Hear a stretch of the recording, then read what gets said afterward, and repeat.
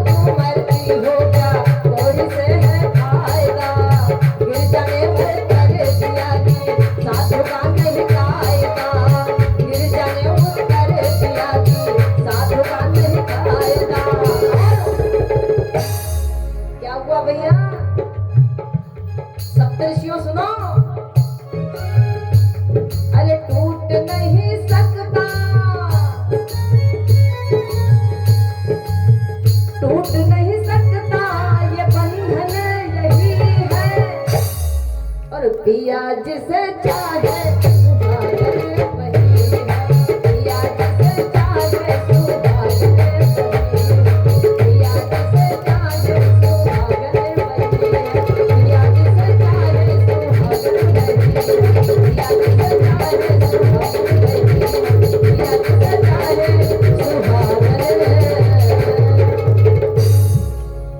बोली गोविंद भगवान की। तो मानो मैया गौरा ने डांट दिया सप्तऋषियों को, ए बाबा ये क्या बकते हो, अरे ये साधु का नहीं कायदा। और जैसे मैया ने डांट दिया कि ये साधु का कायदा नहीं, तुम मुझको बकाने आए हो, बहकाने आए हो कि विष्णु का वर्ण करो। तुम जानते हो विष्णु क्या है? अरे मुझसे पूछो, मैं बताती हूँ विष्णु कौन है, ब्रह्मा कौन है, शिव कौन है। अरे तुम ये बताओ, यहाँ से जाते हो कि तुमको तपस्या का प्रभाव दिखाकर भस्म कर दो। अब भैया मानो सप्तऋषि समझ गए मैया कमजोर नहीं है।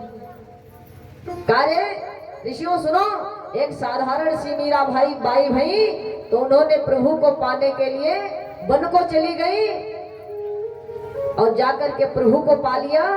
और एक रुक्मणी ने लगन लगाया तो मानो प्रभु को पा लिया। तो क्या मेरा प्रण गलत हो सकता? नहीं, मैं भी अपने स्वामी को पा जाऊंगी। तो क्या हुआ भैया, मैया सती ने कहा सुनो महात्माओं, जन्म जन्म लग रगर हमारी और बरो शंभु नता रहो कुमारी। क्या कहते हो मैं विष्णु का वर्ण करूं? अरे मेरे भोले बाबा से सुंदर कोई है ही नहीं। और जैसे कहा मेरे भोले बाबा से ज्यादा कोई सुंदर नहीं। सप्तऋषि भैया असली भेष में आए, कहा मैया हमें क्षमा कर दो, हमको तुम्हारे स्वामी ने भेजा है, कहा था जाकर के देवी की परीक्षा लेकर आओ। मैया अब मैं समझ गया कि तुमको कोई हटाने वाला नहीं, कोई नहीं डिगा सकता है। तो भैया सप्तऋषि पहुंचे भोले बाबा के पास। अब भोले बाबा के पास जाकर के कहा, पिताश्री मैया बहुत पक्की तपस्या कर रही है और सूख करके मानो अस्त मात्र हुई रहे शरीरा, मानो उनके शरीर में हड्डियों के सिवा कुछ नहीं है। प्रभु क्यों नहीं दया करते हो, जल्दी जाकर के मैया से ब्याह कर लो। मानो भगवान भोले बाबा ब्याह के लिए भैया तैयार हो।